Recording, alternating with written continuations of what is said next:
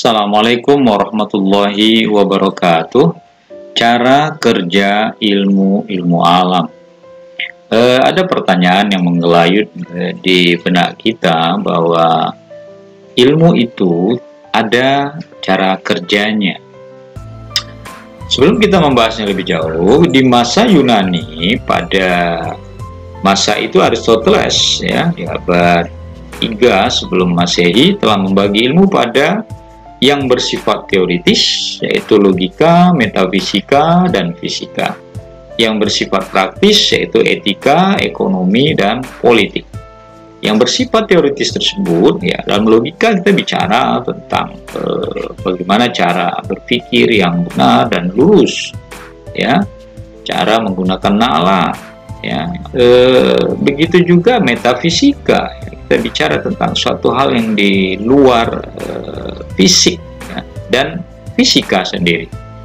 Lalu yang bersifat praktis ini seperti etika, ekonomi, dan politik. 3 cabang ilmu ini paling tidak dia bicara tentang ilmu terapan semuanya. Bagaimana etika diterapkan dalam kehidupan kita agar kita bisa menjadi orang baik, agar kita tahu tindakan baik, tindakan bermoral, dan tindakan yang tidak baik atau tindakan tidak bermoral. Itu juga ekonomi, kita bisa mempraktekkan teori-teori ekonomi misalnya dalam bertransaksi. Zaman modern sekarang misalnya transaksinya sudah online misalnya. Dan begitu juga politik, di mana sebagai ilmu terapan kita mempelajari teori-teorinya lalu kita hidup berpolitik. Karena politik itu adalah sebagai alat bagi kita untuk mencapai tujuan, untuk membela kepentingan kita, untuk menyampaikan aspirasi kita melalui jalur politik. Ya, pembagian ilmu inilah yang menjadi pedoman bagi klasifikasi disiplin ilmu di kemudian hari. Lalu perkembangan ilmu pada masa modern sekarang ini ada pandangan dari George G. Molly membagi perkembangan ilmu menjadi 3. Yang pertama adalah tahap animisme.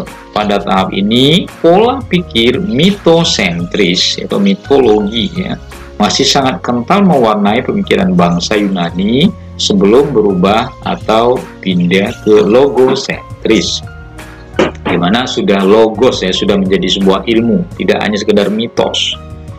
Lalu yang kedua, ilmu empiris, metode belajar dari pengalaman dan memunculkan keinginan untuk menyusun suatu secara empiris serta dapat diukur. Sebuah metode belajar dari pengalaman dan memunculkan keinginan untuk menyusun suatu hal secara empiris serta dapat diukur. Lalu yang ketiga, ilmu teoritis, sebuah pendapat atau gagasan yang bersifat ilmiah yang disumbangkan oleh para ilmuwan. Jürgen Habermas, seorang filsuf dari Jerman, membagi 3 macam ilmu dengan kepentingan masing-masing 3 macam tersebut. Yang pertama, ilmu alam, ya, dia menempatkan ilmu alam yang bekerja secara empiris analitik. Ya, ilmu alam itu pasti berdasarkan data, pengalaman, ya, data pengamatan. Lalu memahami manusia sebagai sesamanya, mempunyai hubungan sosial atau ia sebut dengan historis hermeneutik. Lalu yang ketiga adalah teori kritis yang membongkar penindasan dan mendewasakan manusia pada otonomi dirinya sendiri.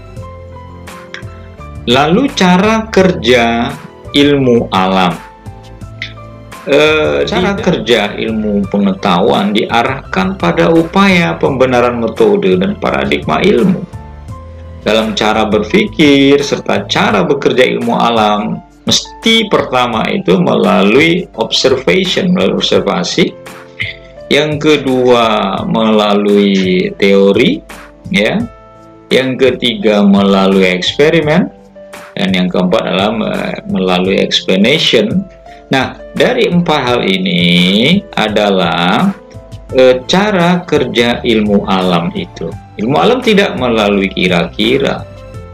Ilmu alam itu tidak ilmu yang menurut saya begini tanpa ada penelitian, tanpa ada research. Sehingga cara kerjanya harus berdasarkan pengamatan. Bagaimana kita mengamati benda-benda langit, bagaimana kita mengamati kehidupan flora dan fauna, itu melalui pengamatan. Lalu kita bicara berdasarkan definisi, berdasarkan dalil atau teori. Jadi kita berargumen bahwa ini begini itu ada dasarnya, ada dalilnya, ya, ada argumen yang mengatakan teori itu kita gunakan dengan dasar ini dan itu. Tidak hanya sekedar asal bunyi lalu tidak ada teori yang dikembangkan di situ. Lalu berdasarkan eksperimen percobaan, diuji coba. Misalnya sekarang saja kita tahu di era pandemi ini, vaksin yang ada itu kan melalui uji klinis, ya, melalui percobaan yang berkali-kali di laboratorium, ya, sebelum nanti disuntikkan atau divaksinkan ke kita yang akan menjadi orang yang siap divaksinasi. Nah, jadi berdasarkan eksperimen, ya, tidak hanya, makanya kalau ada istilah kelinci percobaan itu ya memang harus berdasarkan itu, tidak hanya begitu tahu langsung praktek, tidak, coba dari sekian kali percobaan, dan kalau sudah hasilnya sudah memutuskan ini layak atau bagus digunakan, baru nanti digunakan. Lalu berdasarkan explanation, penjelasan, ada keterangan yang bisa diberikan bahwa ini benar, ini salah, ini hasil dari penelitian, ini hasil survei, ini dari hasil research.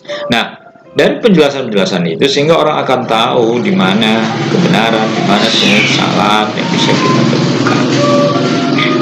Sebagai ilmu empirik, ya, ilmu alam itu mendapatkan bahan-bahannya dari alam sebagai kenyataan empiris melalui pengalaman, ya, yang banyak jumlahnya, sehingga secara umum cara kerja ilmu pengetahuan alam itu diarahkan pada upaya pembenaran metode dan paradigma ilmu.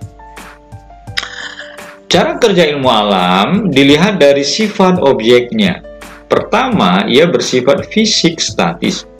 Ahli ilmu alam berhubungan dengan gejala alam yang sifatnya fisik, teramati dan terukur.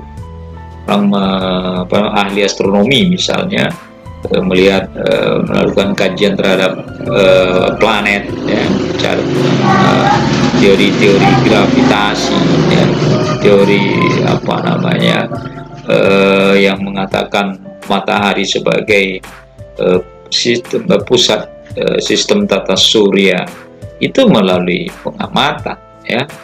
Misalnya kalau kita ada pandangan yang mengatakan bahwa matahari yang mengelilingi bumi, ternyata setelah diteliti bukan matahari yang mengelilingi bumi, tapi bumilah yang mengelilingi matahari. Walaupun kita tahu bahwa matahari adalah pusat dari sistem tata surya kita.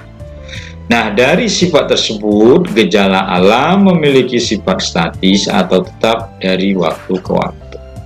Yang kedua, objek penelitian bisa berulang. Objek penelitian, ya, dalam ilmu alam itu bisa berulang. Dalam ilmu-ilmu alam itu dia bisa diamati secara berulang-ulang oleh peneliti. Misalnya penemuan planet-planet baru itu kan harus dilakukan melalui alat yang bisa meneropong, misalnya Kepler misalnya, ya, teropong yang bisa melihat adakah planet baru lalu diberikan nama ini dan itu misalnya. Seperti ilmuwan beberapa tahun belakang ini menemukan ada planet yang sangat mirip dengan bumi dan sangat mungkin ditinggali oleh manusia, walaupun ternyata jaraknya sekian tahun baru bisa sampai ke sana. Tapi paling tidak berdasarkan pengamatan dan berdasarkan penelitian. Lalu berikutnya, cara kerja ilmu alam bila dilihat dari sifat objeknya. Yang ketiga, pengamatannya relatif lebih mudah dan simpel. Jadi untuk mengatasi keterbatasan ini, manusia menggunakan alat-alat bantu seperti mikroskop, teleskop, dan lain-lain, ya, untuk mengamati, ya, untuk melakukan research, untuk melakukan observasi. Meskipun pengamatan dalam ilmu alam dapat dilakukan berulang-ulang, tentu juga dimungkinkan akan memiliki hasil yang berbeda, ya, tergantung dari cara pengamatan yang dipakai. Mungkin nggak usah jauh aja kita beda persepsi, beda pendapat, beda pandangan. Misalnya di Indonesia lah, Ada orang yang biasanya ketika mau masuk bulan Ramadan ya, penetapan 1 Ramadan itu kan ada yang mengatakan, oh saya melihat hilal gitu melalui isbatnya. Lalu dengan alat yang mereka gunakan atau tempat yang berbeda, tempat lain tidak, kami tidak melihat karena cuma terlalu tipis gitu kan, berasalnya berapa derajat cuma gitu, sangat kecil, sehingga ada yang mengatakan mampu melihat, ada yang mengatakan tidak bisa melihat. Nah ini juga pengamatan yang dilakukan itu ya, bisa saja terjadi perbedaan ya, tergantung dari cara pengamatan yang dipakai. Lalu yang berikutnya adalah subjek pengamat atau peneliti lebih sebagai penonton. Prinsip pengamatan dalam ilmu alam adalah positif, objektif. Artinya kebenaran disimpulkan berdasarkan objek yang diamati. Maksudnya subjek peneliti itu sebagai penonton ya, sebagai pengamat sesungguhnya dia melihat sebuah fenomena, melakukan pengamatan ya, nanti lalu dia memberikan kesimpulan dari apa yang dia tonton, apa yang dia lihat. Yang kelima, yang terakhir, memiliki daya prediktif yang relatif lebih mudah dikontrol. Artinya ilmu-ilmu alam itu sudah barang tentu tidak akan menarik apabila sebatas mengumpulkan informasi tentang gejala-gejala alam semata, kemudian membangun teori, melainkan gejala-gejala alam yang diketahui dan dirumuskan dalam teori-teori itu bisa digunakan untuk memprediksi kejadian-kejadian yang dimungkinkan akan timbul dari gejala tersebut. Jadi daya prediktifnya relatif lebih mudah dikontrol ya, karena ilmu alam ini tentu juga tidak menarik apabila sebatas mengumpulkan informasi saja ya, tapi juga membangun teori ya, tapi melainkan gejala alam yang diketahui dan dirumuskan dalam teori bisa digunakan untuk memprediksi kejadian yang mungkin timbul dari gejala tersebut. Lalu manfaat ilmu alam ya, kalau kita tadi sudah mengetahui cara kerjanya, lalu apa sebenarnya manfaat ilmu alam secara umum? Manfaat ilmu alam itu paling tidak menimbulkan rasa ingin tahu terhadap alam. Allah kan sudah menciptakan alam yang terbentang luas untuk kita ya, kita harus punya rasa ingin tahu, kita harus punya sifat kepo ya, bahasa anak muda sekarang. Bagaimana kita bisa menyelidiki, bisa meneliti, dan rasa ingin tahu kita atas apa yang terjadi di alam itu, atas gejala-gejala alam itu salah satu manfaat dari ilmu alam. Kemudian memberikan wawasan akan konsep alam yang berguna bagi kehidupan sehari-hari. Jadi ketika kita bicara tentang alam, kita tahu alam itu memberikan kehidupan kepada kita. Ya, alam memberikan kebutuhan-kebutuhan kita. Lalu kemudian ikut menjaga, merawat, mengelola, dan melestarikan alam. Ya, dengan tahu ilmu alam, kita tentu tidak mengeksplorasi alam secara membabi buta, tapi kita menjaga, mengelolanya dengan bijak, lalu kita lestarikan. Kemudian mempunyai kemampuan untuk mengembangkan ide-ide mengenai lingkungan alam. Ya, jadi kita akan menjadi cinta pada alam, tidak merusak alam. Lalu menjelaskan berbagai peristiwa-peristiwa alam dan menemukan cara untuk memecahkan permasalahan tersebut. Misalnya terjadi tsunami, ternyata dengan sering terjadi tsunami, orang sudah bisa membuat alat pendeteksi dini ya, akan terjadinya tsunami misalnya. Walaupun kasus-kasusnya kalau di Indonesia alat-alatnya itu sering dicuri orang ya, karena ditaruh di lautan gitu kan. Padahal itu alat itu adalah deteksi dini bila terjadi bencana tsunami misalnya. Lalu membangun rasa cinta terhadap alam yang Tuhan telah ciptakan, dapat memberikan pengetahuan tentang teknologi dan dampak serta hubungan dengan kehidupan manusia sehari-hari. Alam memberikan kita tantangan seperti ini, lalu manusia menghadapi tantangan itu agar hidupnya mengalami kemudahan dengan menciptakan teknologi. Lalu memberikan pengetahuan untuk mengetahui perkembangan makhluk hidup dari zaman ke zaman. Kita bisa meneliti bagaimana manusia purba, kita bisa meneliti bagaimana peradaban-peradaban yang lalu pernah hidup.